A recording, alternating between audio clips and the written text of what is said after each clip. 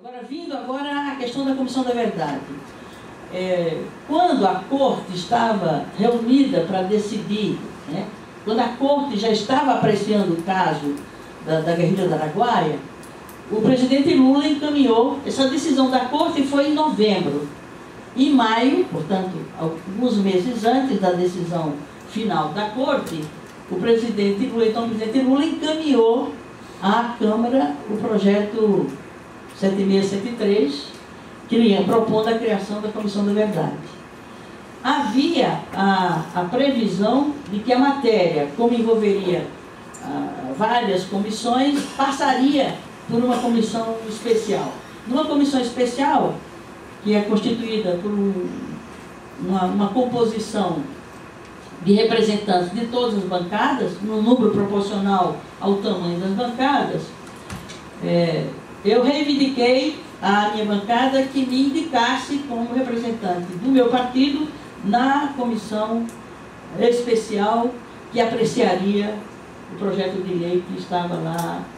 em maio, e desde maio, né? E os primeiros a serem indicados fui eu, pelo PSB, e o Bolsonaro, pelo partido dele. Porque, claro, cada um de nós, dos nossos compromissos e interesses, corre para garantir, porque também, se descuidar, não seria eu a ser indicada para aquela comissão, porque ainda não havia uma compreensão da importância daquela questão e do quanto aquela questão ia ter uma importância e um relevo importante na casa. Portanto, eles descuidaram e me indicaram para compor a comissão. O Bolsonaro, por sua vez, conseguiu também na sua bancada, no seu partido, mas ficou entre nós dois. Não apareceu mais ninguém, mas também não se falou mais na comissão especial. E os meses foram correndo. Isso foi em maio, nós estamos em setembro, portanto, quase 2 anos, ou pelo menos muito mais de 1 ano, que a matéria está engavetada, né? E não é outra coisa, porque eles não querem melhorar a proposta. E nós temos uma avaliação bastante negativa da proposta nos termos como ela está colocada. E essa avaliação não é só minha, é a avaliação dos familiares, de especialistas e de pessoas que, inclusive, acompanharam a experiência de comissões de verdade em outros países. Então, tem pontos inaceitáveis. Por exemplo, a duração, o período que se pretende investigar é de 1946 a 1988. Veja o tamanho do tempo, do prazo, aliás, o período que se quer investigar num país do tamanho do nosso,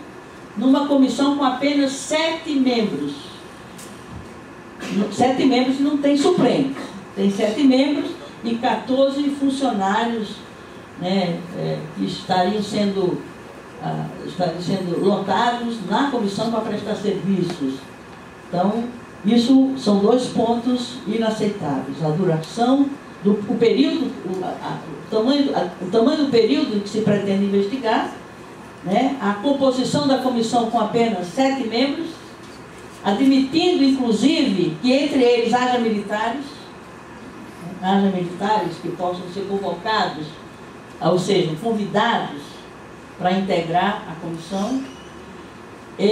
sem autonomia financeira nem orçamentária, porque vai funcionar ligada à Casa Civil, o que pode limitar, né, a mobilidade dos membros da comissão para viajar e para realmente realizar o seu trabalho, porque a dependência financeira e orçamentária é um limitador muito grande. Num prazo de 2 anos, a comissão num prazo de 2 anos, com 7 membros, para investigar um período de 1946 a 1988, né, e com pessoas escolhidas pela Presidente da República, indicadas pela Presidente da República, pela Presidência da República, logo a Presidente da República, sem ouvir a sociedade civil e sem ouvir os familiares. E não se sabe qual o critério, como vai se dar essa escolha, como vai se dar, não, porque é a Presidente que vai decidir. Mas a gente sabe como é que vai ser. Quer dizer, a própria negociação com a oposição na Câmara, do Congresso, imagina-se que já está passando por essa negociação, né, algum acordo de que nome expor, porque o DEM Está faltando só o DEM para poder completar, né, o número de adesões, as adesões das lideranças partidárias, que é uma condição para que a matéria entre em regime de urgência urgentíssima. Não vai ser mais submetida à comissão especial, uma comissão especial, portanto, não teremos possibilidade de fazer audiências públicas, não teremos um prazo regimental para apresentar emendas, não teremos condições de aperfeiçoar, de corrigir e melhorar a proposta, que é o que a comissão especial possibilitaria. E então conseguiram, com a totalidade dos líderes partidários na casa, com exceção do DEM, até poucos dias atrás, eu não sei, é provável, né, porque o DEM está querendo, o próprio DEM ou o Congresso, através deles, indicar 2 nomes a critério deles. Né. Eu não sei, não acredito, eu cobrei do Paulinho outro dia num debate na CBN, eu cobrei dele, olha, está se sabendo que o DEM vai apresentar alguém, e até havia um boato do nome, que seria Marcos Maciel, estaria sendo cogitado pelo DEM, não sei se é boato, eu não posso afirmar, mas havia uma notícia de que o DEM estaria conseguindo, né, sugerir um nome, e esse nome seria Marcos Maciel. Mas, em todo caso, o que a gente infere desse jogo que está se dando é que essa adesão tão absoluta, essa adesão geral e restrita das lideranças partidárias, né, inclusive da direita, DEM, PSDB, e, portanto, da oposição ao governo, né, a forma como, por exemplo, a presença dos ex-ministros, vários deles do PSDB, junto ao Congresso, junto ao presidente da Câmara, junto ao presidente do Senado, né, junto com o atual ministro dos Direitos Humanos, com o Paulo Vanucci, ex-ministro dos Direitos Humanos, junto com os tucanos que foram, né, ministros da Justiça. Então, essas coisas todas, né, nos deixam, né, de barba de olho, que os acordos para que a matéria seja, de fato, pautada essa semana, e anuncia-se que será quarta-feira, em regime de urgência urgentíssima, não passará nem pela Comissão de Constituição e Justiça, que é a comissão que sempre aprecia todas as matérias, qualquer que seja ela, a não ser quando é pautada em regime de urgência urgentíssima, cujos pareceres são dados verbalmente, em plenário, quando a matéria está sendo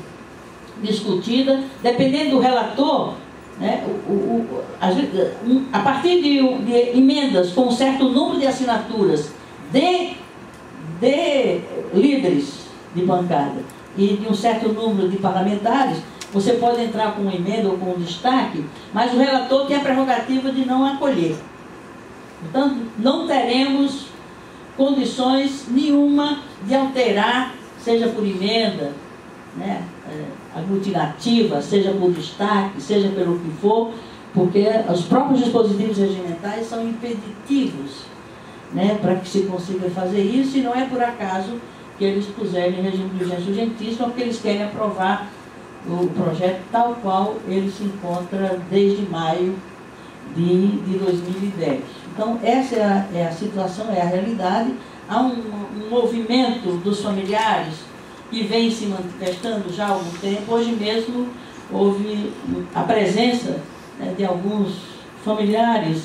e de vítimas da ditadura lá no Congresso, e conseguiram dar uma entrevista que era coletiva, mas se resumiu apenas a 2 veículos, a Folha de São Paulo e o Correio Brasiliense, ninguém mais cobriu, mas eles estiveram lá e levaram um manifesto que eles pretendem, né, ficar até a quarta-feira circulando lá pelo Congresso, fazendo uma caminhada pelos gabinetes, falando com os líderes e marcando uma presença para ver se pelo menos eles são notados, os familiares são notados, né? Porque não há absolutamente boa vontade, né, abertura para que os familiares expressem a sua visão a respeito desse tema, desse assunto, Os familiares reclamam também de não terem sido recebidos pela presidente, que eles pedem há muito tempo atrás, chegou a ser marcada, aí desmarcada, aí marcaram agora, o primeiro era para agosto, ia receber em julho, não recebeu, ia ser em agosto, adiou para agosto, não recebeu, agora marcou para outubro, que é para depois que a matéria estiver aprovada, e aí Inês é morta, não dá mais muito o que fazer. Mas vai dar o que fazer, dependendo do que a gente consiga mobilizar a sociedade, nos organizarmos e marcarmos uma presença ostensiva, forte, permanente, junto a essa comissão, para tentar e acompanhar caso a caso os nomes que vão estar nessa comissão. Ela não vai ter muita publicidade, ela não é transparente, ela vai ficar lá numa sala na Casa Civil, não se sabe como essas coisas vão se dar. O próprio texto da lei prevê uma certa privacidade a respeito de algumas informações que, segundo o que está posto lá, é para não abrir a intimidade, não ferir a intimidade das pessoas, né? Enfim, há todo um clima de proteção, evidentemente, a quem quer se proteger, quem não quer aparecer, né? E certamente são aqueles que não querem ser julgados, não serem... né? E nos outros países, a experiência, primeiro, se deu em outros termos. O número de membros que integravam essas comissões de verdade era muitas vezes superior aos nossos, mais de 200 pessoas. Mas, além disso, foi a mobilização da sociedade nesses países que conseguiu interferir e alterar a dinâmica e a lógica que se sobrepunha, mesmo naqueles países, às tais comissões da verdade. Então, é um pouco isso, meio desordenado que eu coloquei aqui, mas vou me colocar à disposição, tanto do professor Paulo Arantes, de todos vocês, dos companheiros do Vladimir, não vou esquecer mais, para a gente refletir sobre isso e tentar contribuir para uma estratégia de luta permanente daqui para frente, para ver se a gente reverte em alguma medida esse quadro. Então, é um pouco isso aí, e eu fico mais confortada sabendo que eu tenho a USP, eu vejo vocês da USP, da filosofia da USP, né, que estão preocupados com esse tema e querem, e certamente vão nos ajudar a trazer, né, à opinião pública os fatos como eles se apresentam, para ver se a gente cria uma massa crítica, né, uma pressão política suficiente para a gente não passar no vexame de chegar a dezembro e o governo brasileiro não ter feito nada em relação à sentença da Corte Interamericana,